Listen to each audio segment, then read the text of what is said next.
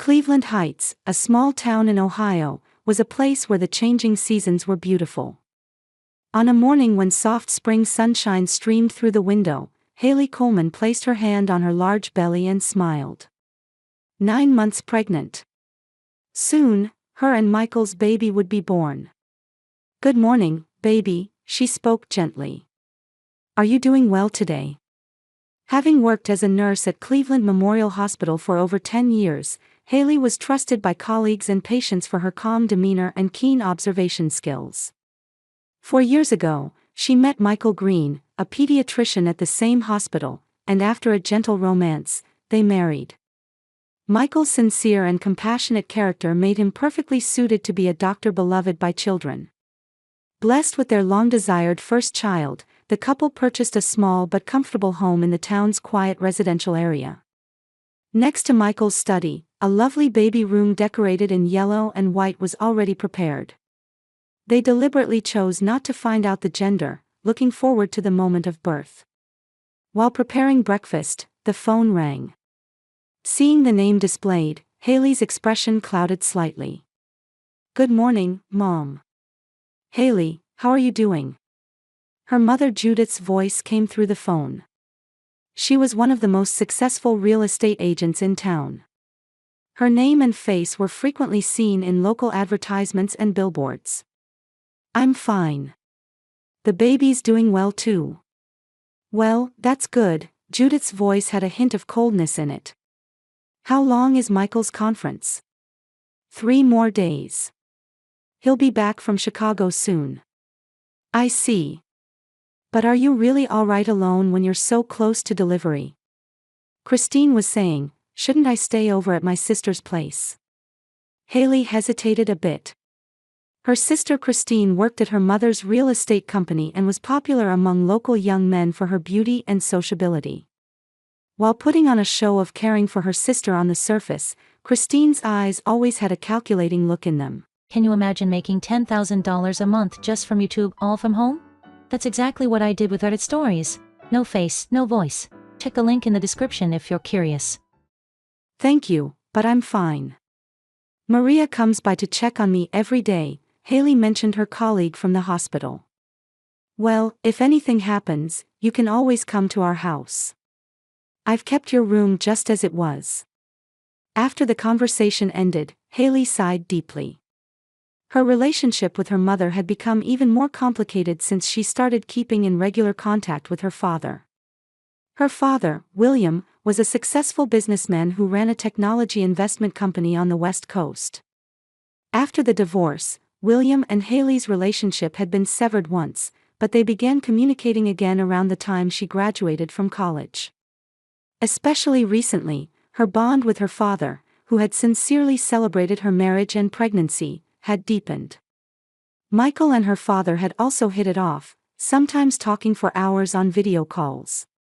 Judith did not take kindly to this relationship with her father. "That man abandoned you," Judith had repeated many times. However, Haley vaguely sensed that there were actually complicated circumstances. After the divorce, William's success and considerable fortune made on the West Coast seemed to amplify Judith's bitterness. Sitting at the kitchen table, staring at the calendar, Haley wondered. Would she really be okay staying alone during Michael's business trip? There were only 2 weeks left until her due date. After deliberating, she picked up her cell phone and sent a message to Michael. "I might stay at Mother's house until you return. Don't worry, I'll contact you right away if anything happens." The reply came immediately. "That would be reassuring. I'll come back right away if anything happens. Love you." Next, Haley sent a message to her father. "I've decided to stay at Mother's house for a while. Just until Michael returns. Don't worry, I'll be fine." William's reply came a little later. "I understand. Let me know immediately if anything happens. I'm here for you anytime." Haley smiled slightly. Her father's words always had warmth and reliability. While packing necessary items in a small travel bag, she hoped that her short stay at her mother's house would pass peacefully. Her mother's house had a dignified colonial-style appearance, with a garden that was particularly well-maintained even in town. Upon entering, a nostalgic scent enveloped her. The smell of cinnamon and vanilla mixed together. It was the aroma of Judith's specialty apple pie. "Haley, you're finally here," Judith embraced her daughter. "My, you've really gotten big," she smiled, looking at Haley's belly. There was warmth in that smile, but her eyes weren't smiling. "I'll take your luggage up to your room." Christine appeared and took Haley's bag. "Hey, sis. Is it really soon? What's it like?" "Thank you, Christine. Yes, about 2 weeks or so. It's a little scary, but I'm excited too." Really?" Christine tilted her head slightly. "I still can't imagine it. My sister becoming a mother." The first 2 days passed peacefully. Haley gradually got used to life at her parents' home and enjoyed her mother's nostalgic cooking. However, on the morning of the 3rd day, something began to change. "Isn't that dress a bit too flashy?" Judith suddenly said during breakfast. Haley was wearing a light pink maternity dress. "What? This dress? Michael gave it to me as a present." "Well, men never understand a pregnant woman's figure. With your build, a more subdued color would be better." Haley silently drank her tea. She was used to her mother's way of speaking. However, she looked up in surprise at the next words. "By the way, does William know about the baby?" "Of course. Dad is very happy about it." "I see." Judith's tone grew cold. "I suppose he won't even come to see his grandchild's face." Typical William. "Dad promised he'd come visit when the baby is born." Promises." Judith set down her plate hard. "You should know better than anyone how worthless that man's promises are." "Mom, that's not true." "Dad." "That's enough." Judith changed the subject. "Christine will take you shopping by car today. You need more baby items, don't you?" That afternoon, Christine took Haley to the mall. Her sister was more talkative than usual, recommending one baby item after another. "Sis, how about this cute romper? This blanket is soft and nice, don't you think?" Christine behaved cheerfully throughout.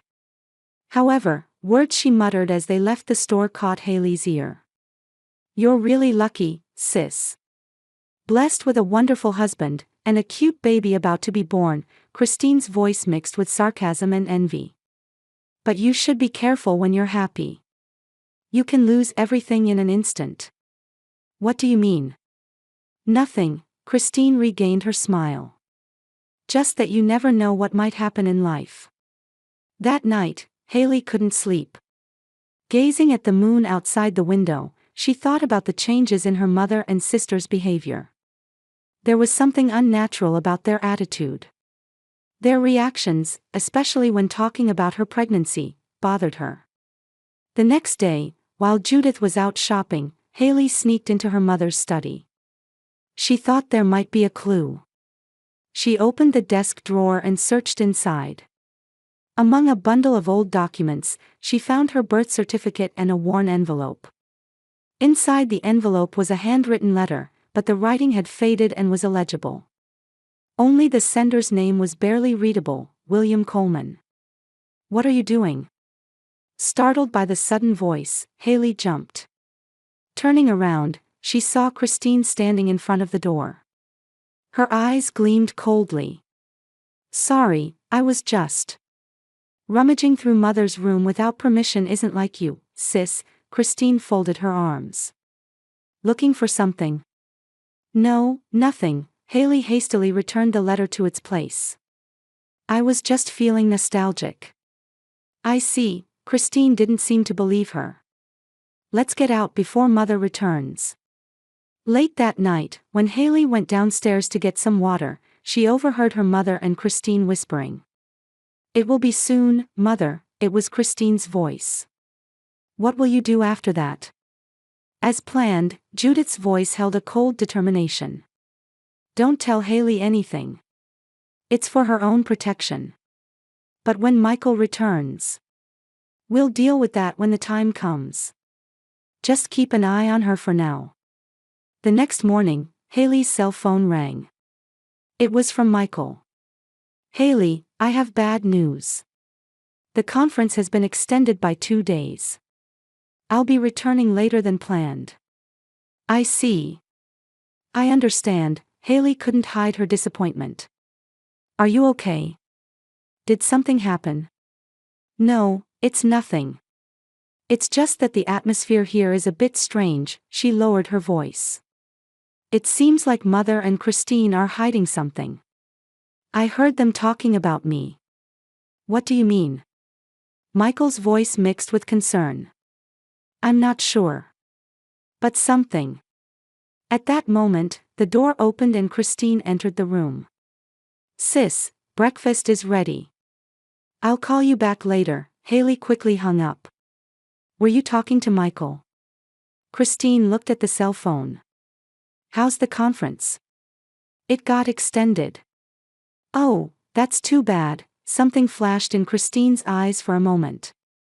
But don't worry. We'll take good care of you. That evening, when Haley tried to charge her cell phone, she found Christine handling her phone. Christine, what are you doing? Her sister dropped the phone as if surprised. Oh, sorry. It was ringing so I was checking it. But it wasn't from anyone. Haley took back the phone with suspicion. Checking the screen, she noticed the call history had been deleted. She also realized the battery was suddenly low. The battery is acting strange. Isn't it just old? Christine shrugged. Maybe it's time for a replacement. That night, lying in bed, Haley couldn't suppress her anxiety. Something was off. She couldn't shake the feeling that her mother and sister were plotting something against her. She quietly took out her cell phone and sent a message to Michael. Something strange is going on. I feel like Mother and Christine are planning something behind my back. My stomach also feels a bit odd. Maybe labor is near. Additionally, she sent a short message to her father. Dad, I'm a bit worried. I'll contact you if anything happens. Haley woke up with severe abdominal pain. It was still dim outside, and the clock showed 5 in the morning. The pain subsided once, then came back like a wave. Is this labor? As a nurse, she knew how contractions worked, but it was her first time experiencing it herself. She slowly sat up and tried to steady her breathing. When she started counting the intervals between pains, she realized they were already 10 minutes apart.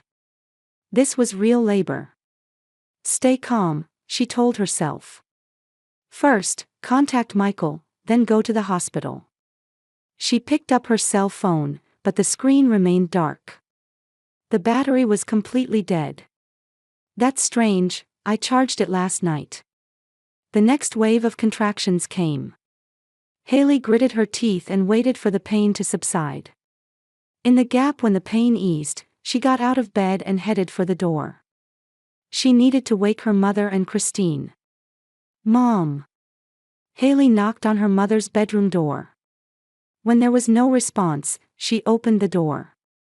Mom, wake up. I've gone into labor. Judith was already awake. Fully dressed, she was sitting on the edge of the bed. She slowly raised her face and looked at her daughter. There was a coldness in her expression that Haley had never seen before. Mom? Haley became uneasy. Take me to the hospital. I've gone into labor. Judith stared at her daughter, and eventually the corners of her mouth turned upward. It was more of a cold sneer than a smile. Labor? She slowly stood up. So. But who gave you permission to have a child? Get out. Haley was at a loss for words. She couldn't understand her mother's words. What are you saying? Is this a joke? The baby is coming. You think I don't know? Judith's voice was as cold as ice. You've been in contact with William. You're trying to give birth to his grandchild. Have you forgotten what he did to you? Dad didn't do anything. You're the one who divorced him. Haley shouted. Please, now is not the time for this conversation. I need to get to the hospital. You chose William. Judith turned away. I am no longer your mother.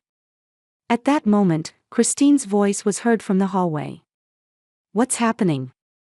She too was fully dressed, with her makeup done. At 5 in the morning. Your sister seems to be in labor, Christine smiled maliciously. Surprised? We've been watching your every move. Christine, please, Haley begged her sister for help. I don't understand what's going on, but right now the baby is what matters. Take me to the hospital. What's with that face? Christine said as she descended the stairs.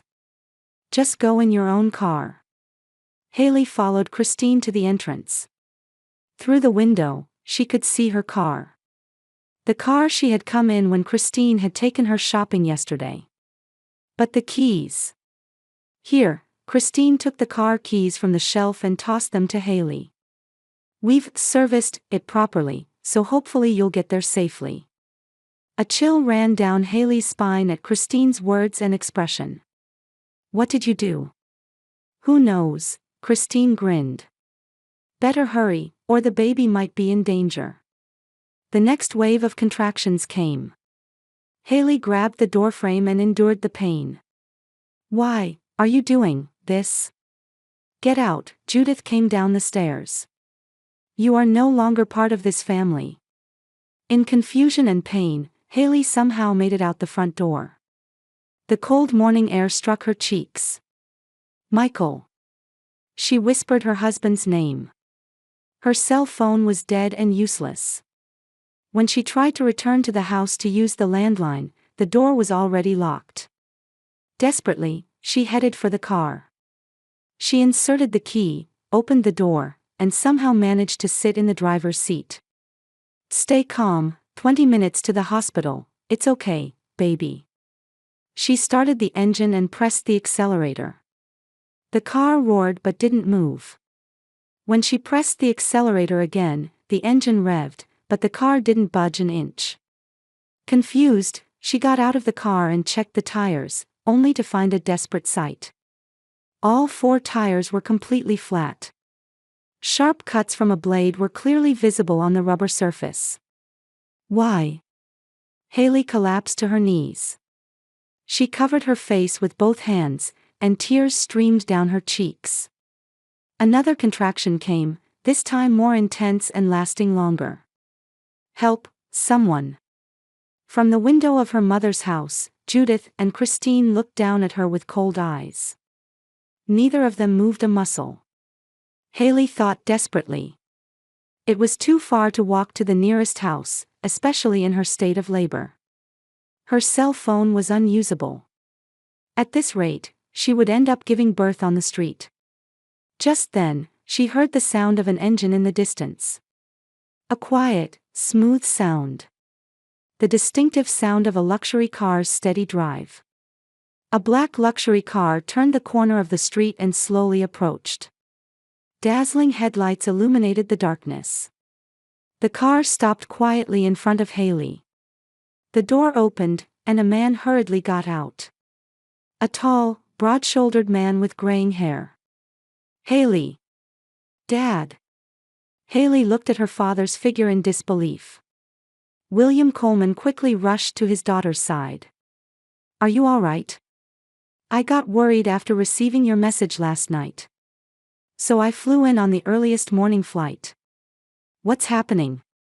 Labor has started. Haley took a deep breath, preparing for the next wave of pain. The car tires. William glanced at the flat tires for a moment, then immediately supported his daughter. Let's get to the hospital right away. In my car. He helped his daughter to the car, almost carrying her, and laid her down in the back seat. Hold on tight. We'll get to the hospital soon. At that moment, the house door opened, and Judith and Christine rushed out. William. The color drained from Judith's face. "Why are you here?" William answered calmly, but in a voice suppressing anger. "I came because my daughter is in danger, Judith. I know everything you've done." "What are you talking about?" "We haven't done anything," Christine said frantically. "Don't lie," William's voice was low and dignified. "You tampered with Haley's cell phone, deliberately disabled her car. You refused to help her when she was suffering in labor. Is this what a mother and sister do?" "What would you know?" Judith screamed. "You abandoned us." "I didn't abandon you. You drove me out," William said quietly. "And now, you're trying to drive out your own daughter too. We'll discuss this later. Right now, Haley and the baby are the priority." He returned to the driver's seat and started the engine. "Don't think you'll get away with this, Judith." "Christine." The car slowly moved off and disappeared around the corner. In the back seat, Haley asked her father while surrendering to the next wave of contractions, "Why did you come?" "After reading your message last night, I sensed something was wrong," William answered while driving. "I flew to Ohio on the first morning flight, rented a car, and came right away. I had a gut feeling you were in danger." "Thank you, Dad," Haley cried. "Please contact Michael." Right away, William smiled at his daughter. "It's going to be okay, Haley. We'll be at the hospital soon. I'm here for you." Wrapped in her father's calm voice, Haley felt a little reassured. However, feeling the next contraction coming even stronger, she realized that the birth was imminent. "Hurry, the baby is." William pressed down on the accelerator. William's car arrived at Cleveland Memorial Hospital's emergency entrance as if gliding in. He quickly explained the situation to the hospital staff, and Haley was immediately taken to the maternity ward. "It's going to be all right, Haley," William said, holding his daughter's hand. "The best doctors are here. I've contacted Michael too. He's on a plane now. He should make it in time." After examination, it was determined that Haley's labor was still in the early stages. However, the intervals between contractions were getting shorter, and the doctors told her she would likely give birth today. "Mrs. Coleman, you're lucky," Dr. Phillips, the attending physician, said. "If your father hadn't found you, it could have been a dangerous situation." Haley smiled, but was soon hit by the next wave of contractions. "Dad." "Michael. Don't worry. He'll be here soon," William answered calmly. The door to the hospital room opened, and a nurse entered. "Haley. Are you okay?" "Maria. Oh, I'm so glad to see you." Haley was relieved to see her colleague's face. "I was off duty, but when I heard you were admitted, I rushed over." Maria squeezed her hand. "We're all watching over you." As time passed, Haley's contractions became increasingly intense. William didn't leave her side, wiping the sweat from her forehead and putting ice chips in her mouth, providing all the support he could. "Dad, how did you know?" Between pains, Haley asked. "How did you come at just the right time this morning?" William thought for a moment, and eventually began to speak quietly. "Actually, I've been watching over you all this time. Even when we were apart, I was always concerned about you. But you were supposed to be on the West Coast." "Yes. But when I learned you were pregnant, I contracted with a monitoring company. I had them install tracking software on your smartphone. Of course, I normally tried not to look at it. I wanted to respect your privacy. But after receiving your message last night, I checked your location." "Why go to such lengths?" William exhaled deeply. "Because I know Judith. I know how consumed by revenge she was. I feared she would direct her grudge against me towards you as well." At that moment, the door burst open. Michael rushed into the room, out of breath. "Haley." "Michael." Relief spread across Haley's face. "You made it." Michael hurried to his wife's side and embraced her. Why didn't you tell me that the situation at your mother's house had deteriorated? I didn't want to ruin your conference, Haley smiled weakly. You're silly, Michael said gently. You and the baby are more important than anything. William quietly approached the two. Michael, I'm glad you made it safely. William, thank you, Michael shook his father-in-law's hand. If you hadn't been there. I don't even want to think about it. The next contraction hit Haley. This was the strongest one yet. It's coming. The baby is coming. Doctors and nurses hurriedly prepared, and Michael and William stepped back to the corner of the room. The delivery room was quickly filled with lively voices and movements. Just a little more, Mrs. Coleman. Push. Dr. Phillips instructed. After 45 minutes of pain and effort, a cry echoed through the room. It was the moment a small life was born into the world. It's a girl. Dr. Phillips exclaimed joyfully. A very healthy girl. Haley smiled through her exhausted face. Tears flowed from her eyes. Michael returned to her side, and together they saw their daughter's face for the first time. She's perfect, Michael's voice choked. Thank you, Haley. The nurse wrapped the baby in a clean cloth and placed her in Haley's arms. Here you go, Mom. Your beautiful daughter. William watched this scene from a little distance away. Tears glistened in his eyes too. A granddaughter. He whispered softly.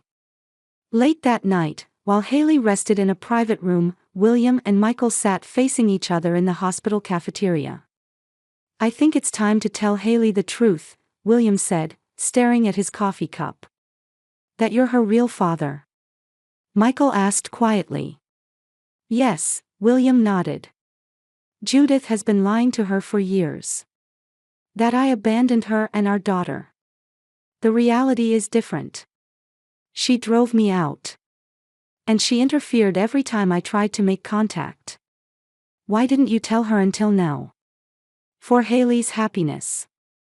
I didn't want to disrupt her life until she was an adult. And William hesitated a bit. I have a shameful past. When I was young, I failed in business and was in debt. Judith couldn't forgive that. She was raised in a wealthy family and feared poverty. But now you. Yes, I've built considerable wealth now. But that was after I separated from Judith. She depicted me to our daughter as a failure, without seeing my struggles and success. The next morning, when Haley woke up, Michael and William were sitting in her room. She sensed from their expressions that something serious was going on. Good morning, Haley smiled. What's with those serious faces, you two? Did something happen? Michael took her hand. Haley, William wants to talk to you about something. William took a deep breath and looked straight into his daughter's eyes. Haley, there's something I've been hiding for a long time. I think I shouldn't keep it hidden any longer. He began to tell the truth of the past 20 years. That he was Haley's real father, the truth about his divorce from Judith, and how Judith had prevented contact between them for years. I always loved you. But Judith portrayed me to you as a failure of a father. When I was able to reconnect with you after you became an adult, it was like a miracle. Haley listened silently. Many things suddenly became understandable. Her mother's unnatural attitude, her fierce opposition to Haley meeting her father, and yesterday's events. So that's why Mother. She whispered. She did that because she knew I was in contact with Dad. She and Christine tried to punish you. In their eyes, you must have seemed like a traitor, William said sadly. I'm going to report this to the police, Michael said in a stern tone. They deliberately put Haley and the baby in danger. Haley was lost in thought for a while. Eventually she said quietly, I know they should be punished. But, right now I want to focus on our daughter. On our new family. Morning sunlight streamed through the window, enveloping the baby's cradle in soft light. Haley smiled. "I've decided on her name. Michael, if it's okay, how about Eleanor Grace Green? Eleanor is Dad's mother's name, right?" Tears welled up in William's eyes. "Yes, my mother's name." "It's perfect," Michael nodded. "Eleanor Grace. A wonderful name." The three of them gazed at little Eleanor. 6 months after Eleanor's birth, on an autumn day, Haley was playing with her daughter on a blanket in the garden. Eleanor had large blue eyes like her mother and brown curly hair inherited from her father, and was already beginning to form an adorable personality. "Look, Ellie. This is a birdie," Haley laughed, dangling a small stuffed toy in front of her daughter. Eleanor reached out happily, trying to grab it with her tiny pink fingers. Michael came home early from work and stood at the entrance to the garden. He watched the two of them, feeling his heart fill with warmth. "What are you two doing?" he asked as he approached. "Daddy's home." Haley spoke to her daughter. "Welcome back. You're early today." The last patient cancelled, Michael sat down next to them and kissed Eleanor's cheek. "And William should be arriving soon." Haley's father had started visiting them every 2 weeks. He had recently opened a small office in Cleveland and was expanding his business on the East Coast. However, that was just a pretext. In reality, it was to spend more time with his granddaughter. "I should prepare dinner for Dad." Haley started to get up, but Michael took her hand.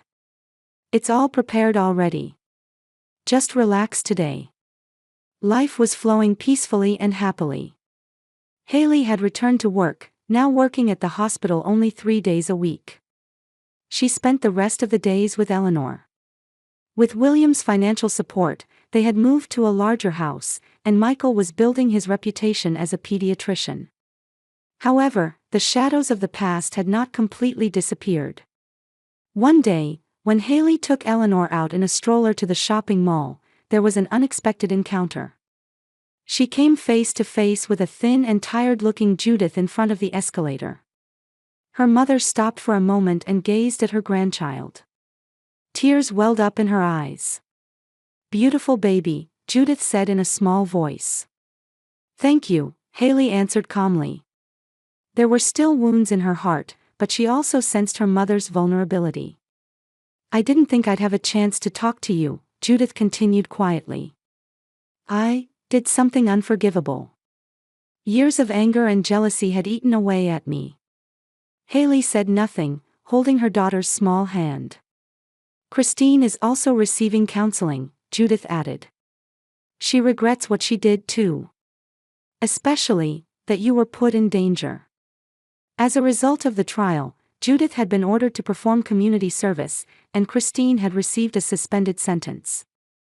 Their reputation in the community had been severely damaged, and Judith's real estate business had taken a serious hit. "I can't completely forgive you yet," Haley said frankly. "But I want to give you the opportunity to be a grandmother to Eleanor. With time, little by little." That weekend, a small gathering was held at Haley's house. William, Michael, and Haley's close friends gathered to celebrate Eleanor's 6-month milestone. In the corner of the room were Judith and Christine, who had been invited. They were not yet fully accepted by everyone, but they had taken a step forward. Holding Eleanor, Haley gazed out the window. Trees dyed in golden colors, and the sunset streaming between them. She contemplated. What is a true family? It's not just about blood relations, but about respecting each other and supporting one another, especially in difficult times. And sometimes, it's about having the courage to acknowledge mistakes and forgive. There's no such thing as a perfect family. But relationships can be built on a foundation of love and honesty. Looking around at both her new, chosen family and the blood family with whom she would gradually repair relationships, Haley smiled gently. It wasn't an ending, but a new beginning.